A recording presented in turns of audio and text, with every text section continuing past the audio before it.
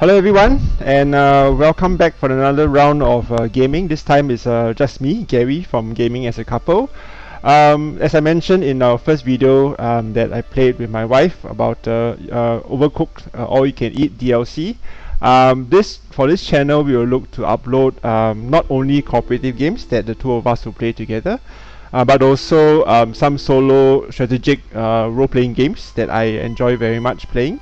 So this video is really the solo video about me playing the newest game on my collection, and up to now the most fun RPG game that I ever played, which is Wildermyth. Right, so again, this video is my solo play of Wildermyth, so hope you stay and enjoy this gameplay. Right, so I've played this game for a couple of times really. Actually, I've clocked about close to 70 hours on this game on a solo basis, and I'm starting a new series just for the purpose of this channel. So sit back, kick back, and I hope you enjoy this gameplay as we go through this journey together. Right, so I will start a new game, new story, and we'll start with the first chapter or first story, which is the Age of Ulstryx. Okay, we'll just keep the difficulty at the adventure, which is the default level, and then we'll just move along.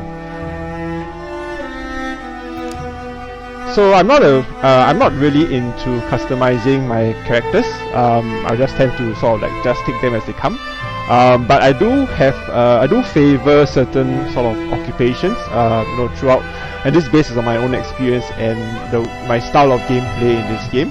So for now, I'll just leave the characters as they are. Three ladies and one warrior, one hunter, and one mystic, which I believe is the default for this story. So I'll just start with the basic settings for the game. Right, so let's take a time to load the game. So this book, there's room in it for another story. It's cold. I'm stuck here. Why not scribble in the book anyway? No one's gonna read it. That will make this the beginning. Here in my yandering country, something in the woods is very strange. Sounds like the lyrics of a song though.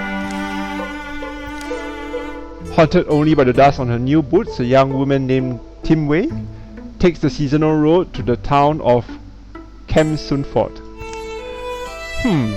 I bet it'll be less expensive if I went in asking for a dozen. Yeah, a dozen candles, I'll say, and then just suddenly remember I only need 2. No way that old lady raises the price. If she does, I'll guilt her. Breeze is light that day, birds are timid. In fact, the whole world is taking a breath, ready to leap in the sea. I'm there already, huh? Here's the hard part, getting Gale out of her house in a timely fashion. How many quips and pranks has she prepared is the question. Or not even a... That's smoke? Fluttering flames roost among the far-off rooftops. Timway hurries towards town, thinking of Gale, a young woman whom she's known since girlhood. So I gotta choose. If she dies without paying me back, that will create a rivalry between Timway and Gale. If I choose the second option, she must have tried to cook breakfast again. It will make them friends in this story. Or they'll fall in love if I choose the third option. I really can't leave her alone, can I? I tend to favor rivalry because of the benefits that rivalry between characters choose, which you'll see in the game later. Basically, rivalry has the benefit of the characters who's involved in the rivalry have a higher chance of inflicting critical physical hits on enemies. I'm not quite sure about magical ones though, but definitely physical hits. So I'll choose the first one. I guess I'll be down a coin or 2. Hey Gale, you here? Alright, here we go. So, hold on a sec. Okay. Hero has an action left. Hero has no more actions. The hero can do a single move, which takes 1 action, or a double move, which takes both actions. And all heroes get to take their turns in any order, and then all enemies take their turns. And this is what I love about this game, is that they give you the opportunity to decide how you want to move or activate your characters, which is pretty nice, because it enables you to sort of plan, right? Or to plan ambushes, or think about how you want to attack the enemy. You know, with that option of alternating your characters' movements or actions, you know, as compared to, say, you know, dictating the order of your characters, which sort of like limits your ability to decide or strategize in the game. Right. So for now, I'm to pull out the fires. So I'll just move my character over here. Sorry, objectives are listed in the top bar. Hover over to get more details. Right. So I need to stand next to the fire and use extinguish to put it out. Now I don't really need to do this because I think as through my gameplay I could just simply advance, but for the purposes of this game video I'll just be a obedient player and follow the instructions here. So we'll put out the first fire which is nearest to us, so we'll move next to the fire and then we will click extinguish and put out the fire. Right. So the next turn is to put out this fire, so I'll just move ahead of it and then I'll do the same. Okay, so now I need to open the door, so I'll just stand next to it and I'll wait for my next turn to open the door. Okay, so open the door. Huh, the fire didn't reach your house? Figures. Gale, are you hurt? Is there a reason the door's locked? Which is kind of weird because I just opened the door, but never mind.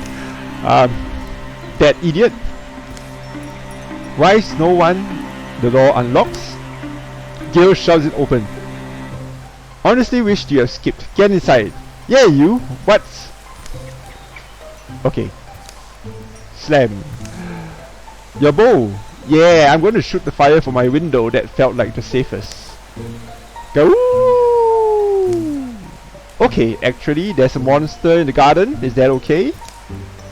Staying here isn't really an option. Right, so here, I've got some tools around. Look, I know we are not best friends, but we still find a reason to see each other. Can you help me fight it off?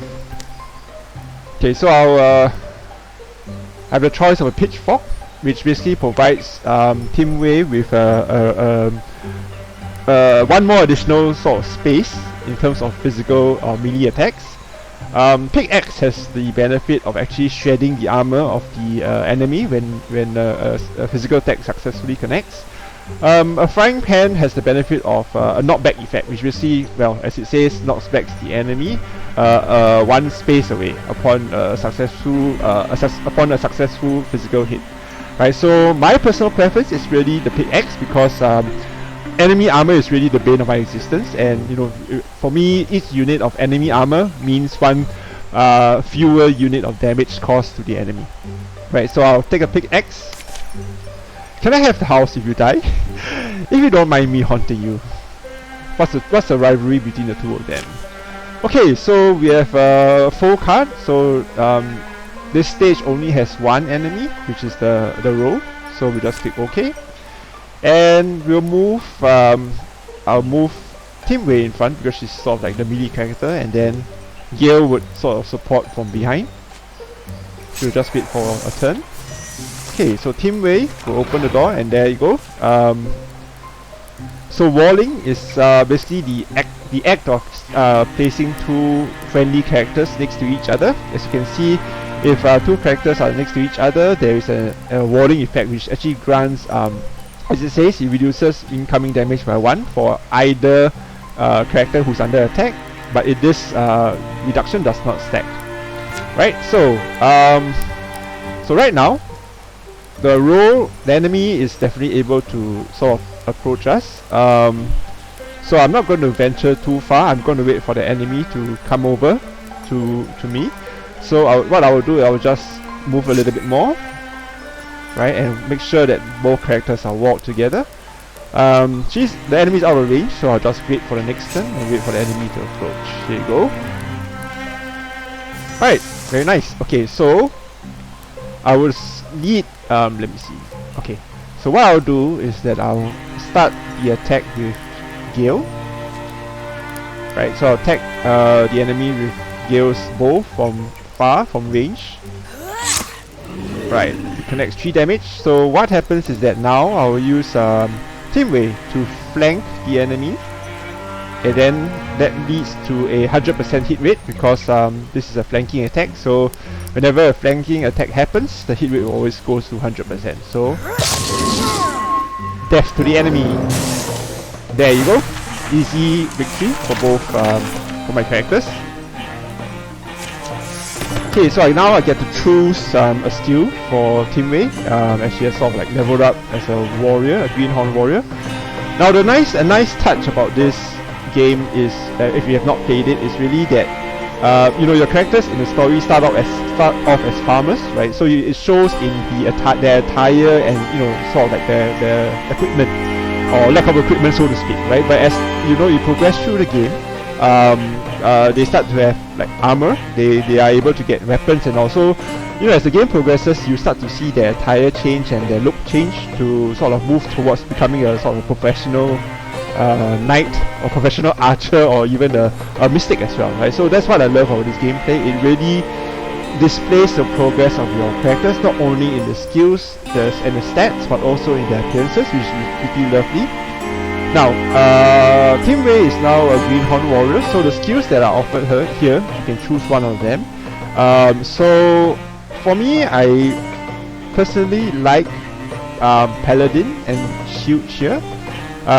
What Paladin does is that if she ends her turn by moving, right, she will automatically enter a state called Guardian, right? So basically, a warrior who is in Guardian state will be able to sort of preemptively strike any enemy that reaches the character within range, right? So it's sort of like a Overwatch mode, right? If you have played games like XCOM 2 and things like that.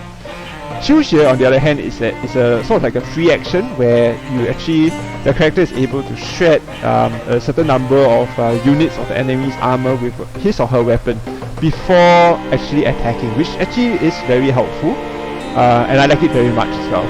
Raider, I'm not really a big fan of it, especially as if this is equipped by sort of like a warrior, because I sort of tend to favor the actual sort of attack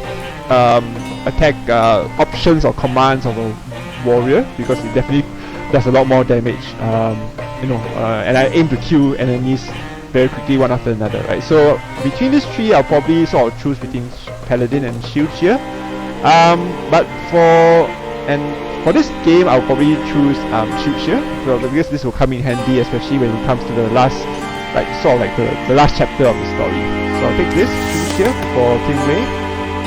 Now Gale, on the other hand, is a hunter. As you can see, well, she starts the game off with a bow, right? So she's a hunter, and then because she's a hunter, she will be given different skills compared to Team Wei, who's a warrior, right? So again, all these skills that are available to me right now are pretty handy, and depending on how you know, you would like to set up your characters in the game, that would sort of you know, help you to decide which skills that you'd like to choose for that character, and vice versa as well, right? That, you know, sometimes the skills dictate how your character would sort of shape up during the game. So for me, I personally would like piercing shots, because again, I like skills that sort of ignore armor or shred the armor units of the enemy, thus therefore making them easy to kill. So again, I'll choose a piercing shot for Gale. Right, so so at the end of every combat mission or combat stage, typically you may find some form of clothing or a accessory, right, to sort of beef up the stats of your characters, right? So for this one, basically this cloak helps to increase the probability of your character blocking an enemy attack, therefore, you know, therefore escaping the risk of being damaged during the enemy's round, right? So block, I will probably place it with teammate, because it's probably going to be the mix of on the front line, you know, fighting with enemies, whereas Gale can sort of like sit back a little bit and snipe enemies from far. So I'm just going to give this to Team Wei for the time being.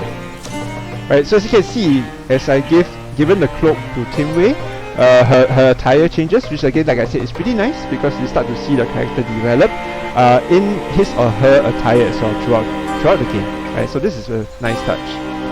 So I'll claim it. You're kind of dull, but at least you're strong, Team Wei. Wow! The creature's death is quiet. It seems to slip from life in a few stunned, hazy blinks. They've spent a piece of the day getting the flames under control. The damage isn't as bad as it could have been. Townsfolk emerge from hiding to fight fires and clear debris. Some full of curiosity, others visibly haunted by what they have seen. Xenian must already be waiting for us. It's not easy to say, but we should both go. Xenian? She's at a ruined tower by now, probably talking to spiders or a ghost or something. Or another deer monster. Xenian will be waiting for us. What happened today could be happening everywhere, couldn't it? Something about that tower is just stuck in my mind. It's like when you get apple skin in your teeth. In your mind teeth. Huh? Yeah. Anyway, I just think we said we'd meet her, we should. The tower in the hills, you have been there? Yeah, once. Actually, looking at the tracks, they come and they go that direction. Timway and Gale follow the pounded path of monstrous feet, hoping for the best and dreading every other possibility. Again, another part of the game that I like very much is that they give the player the option of how the story ought to progress.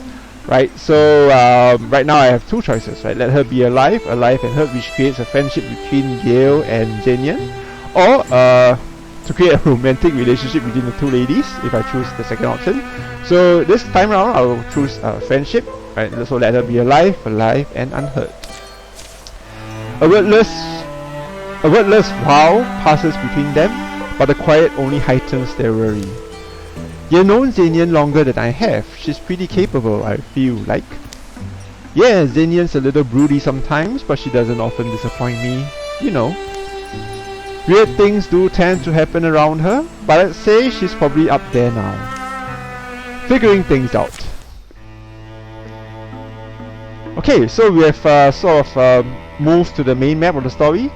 So basically scouting is an option to sort of uncover hidden areas, right? So in order to visit an area you need to scout it first, and then after the action of scouting the game will sort of randomize the type of events or actions they can take following the scouting activity. Right, so as it says, in order to find sites in the wilderness, heroes must scout the land, which takes time. Click on an unscouted tile to show the scout action. Right, so my next move, this is probably the only place I can move, right? So I will choose this, and I'll choose Scout, and then you are able to sort of choose the characters that will be involved in the activity. So for now, I can only choose these two characters, Gale and Timway, right? Which says, and it shows the number of days that is needed to sort of travel to the area, right? As you can see, Gale takes a little shorter time to travel because she's a hunter. And as a hunter, there are certain sort of like benefits, right? In terms of with regards to the activity being carried out. So in this case, you know, Gale's labor stat is pretty high, which explains why the distance, or rather the time needed for her to travel to the site is actually shorter than Timway. But nevertheless, because I've assigned both of them to carry out the scouting activity, so the both of them will perform the activity together as they reach the location. Right, so let's go.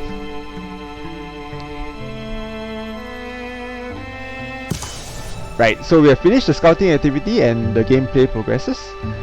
So the previous night, the tower where Xenian had arranged to meet Timway and Gale is a place she had often used to escape to as a girl.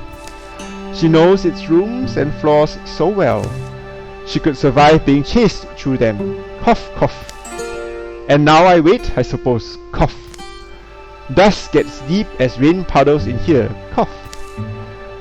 Alive is alive until that beast breaks through. You're not so bad, are you, beast? Gruff, snarl, flirt. At least you're not loud. The tower has outlived generations, maybe the boast of some long-dead despot whose name has sunk in the river. But as the old will tell you, precious things go overlooked in a ruin. What lodges amid the bones of failure is often the dream that drove it. That book, why have I never... Griff, easy there. I guess you're wondering why I'm talking to myself, huh, beast? I'm also wondering. Xenian bends to pull it loose. The book's heavier than its slender spine suggests. Look at all this. It's full of strange stories, the folklore of folk long forgotten. The candlelight leaping strikes no significant bell. It's the weird story of a child watching candlelight against the ceiling and wishing herself through it to a far realm without grown-ups. The jester and the jailer is the farcical tale of a condemned court jester. He convinces his guard that the world inside the cell is freedom, and so the dutiful guardswoman removes him. I love this. The Cam Soon Ford Boy tells of a bright-skinned man who drew things so feelingly that they began to come true, and he drew circles and circles in a book and eventually fell through. Xenian reaches the last word of the final tall tale. A few blank pages are left. This book, something in her feels like it's coming loose, but she can't tell exactly what. There's room in it for another story. It's cold. I'm stuck here. That will make this the beginning.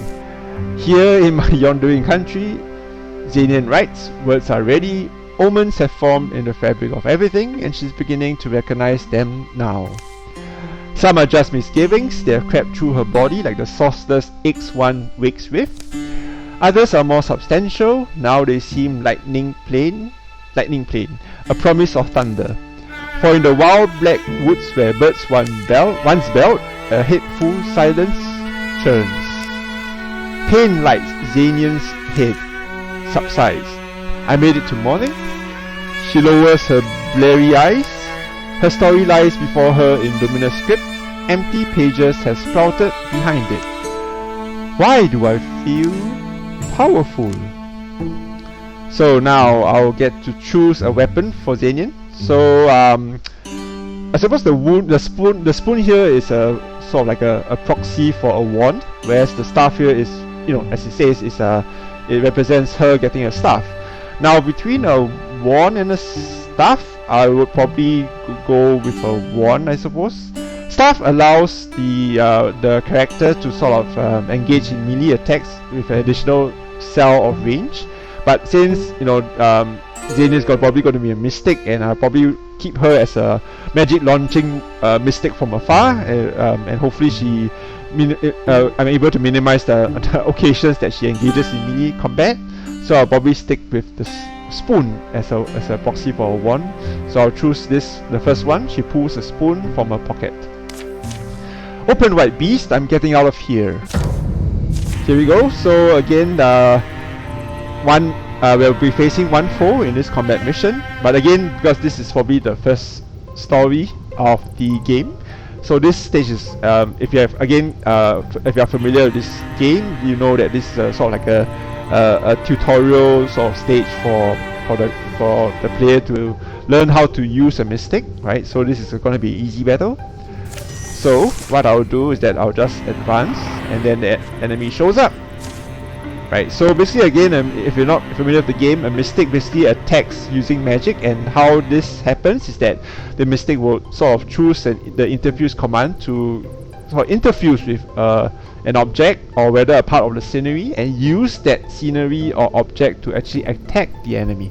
Right, so the functions or actions available to the mystic character in order to attack the enemy depends on what object or what part of the scenery that the mystic interfuses with, right? So as you can see, it says to use the interfuse ability to connect with fire or scenery. Again, different types of scenery gives different effects and abilities, and many of these let you use the scenery to damage enemies. Now mystics are powerful in that sense because it allows you to interfuse with sceneries or fire and flank the enemy, flank the enemy compared to, say, your archers or warriors.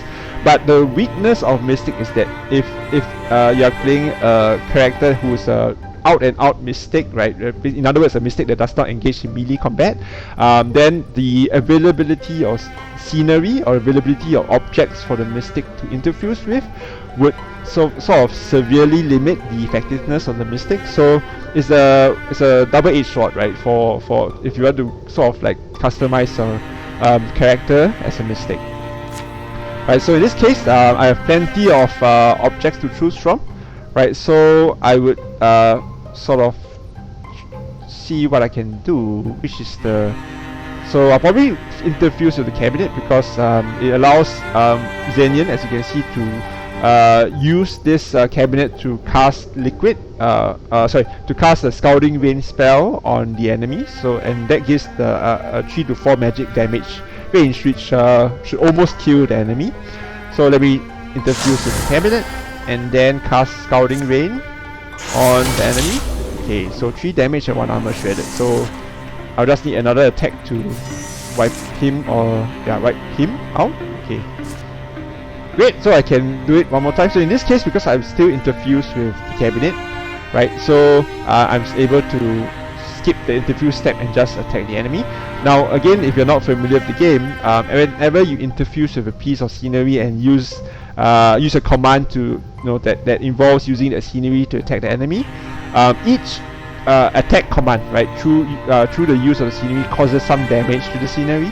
So as you can see, if I sort of click away, right, I'm not able to show, right. So basically, the health of the cabinet, as you can see, is actually reduced because I've used it once to cast Scalding Rain on the enemy, right? So by right, I think if I do it once more, the cabinet will be destroyed because the remaining HP will be depleted.